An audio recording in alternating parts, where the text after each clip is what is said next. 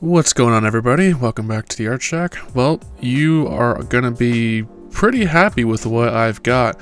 I'm going back to very old style, and I mean mediums. I'm going back to like what I've been known for on YouTube, and that's oil pastel drawings. I knew one of these days I'd have to get back in oil pastels, especially after all the numerous comments I get. Pretty much every few days or so I get one comment here or there saying, why don't you use oil pastels anymore?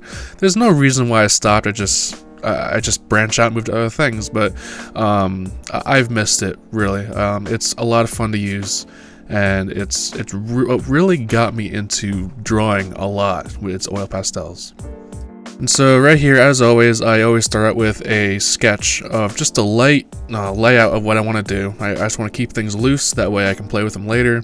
In this case, I am working on a landscape lake scene with some mountains in the background. It's very nice, very peaceful looking.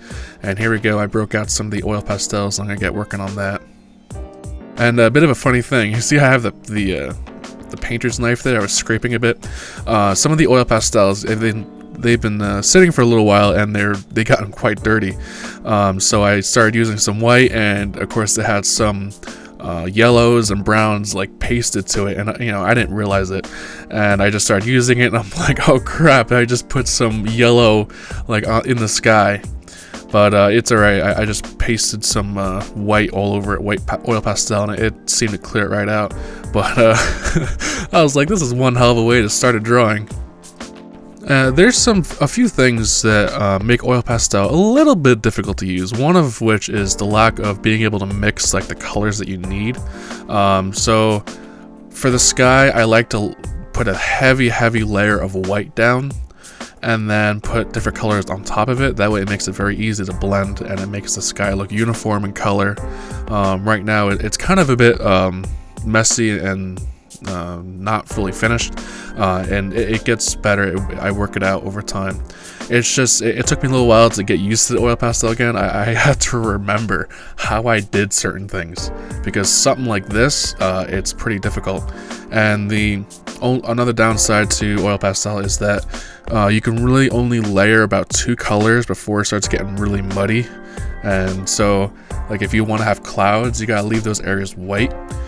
And because if you go over with blue and then going over with the white again, it's gonna look very muddy. So it's just trying to remember how to do certain things and trying to get back into it. But I ended up working it out, and it worked out really well. So just a few descriptive things going on right now. The brand of oil pastels I'm using is called Sennelier. They are probably one of the most reputable oil pastel companies on the market. They're also one of the most expensive ones. I always get questions like, how much are your oil pastels? And these things are usually, sometimes you find them for $4 a piece. I usually don't pay that. That's usually the regular list market price for them. If you find them on sale for $2 a piece, that's a pretty decent bargain. And that's usually what I end up paying for each one of these things. So, if you're looking to get into these oil pastel, I highly recommend this brand. It's very good, very buttery. It's very easy to blend. You just gotta save up, that's all I can say. But they are absolutely worth it. I love them, and I would never trade these in for anything.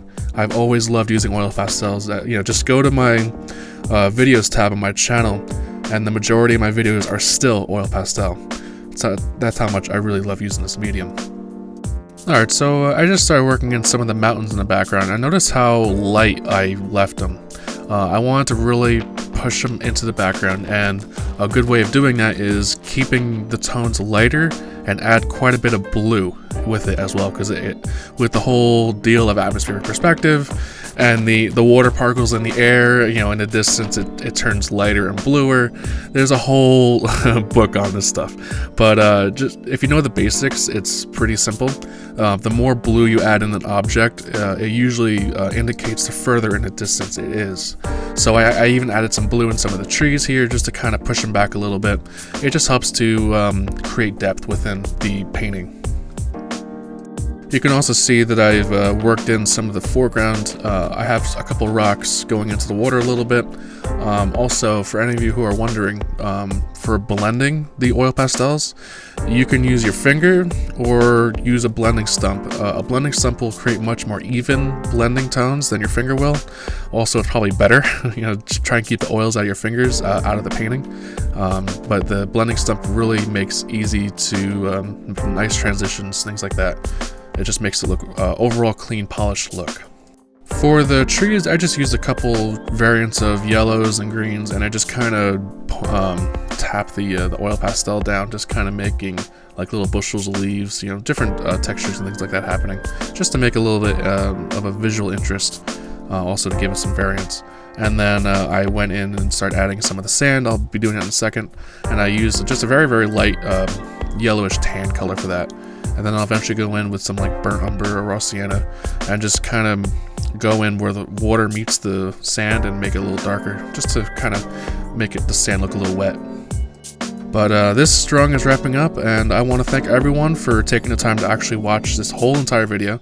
I had a blast drawing this. It's really brought back some good memories. So I hope you all enjoyed it, and if you did, please give me a thumbs up and subscribe. I will see you all later. Take care.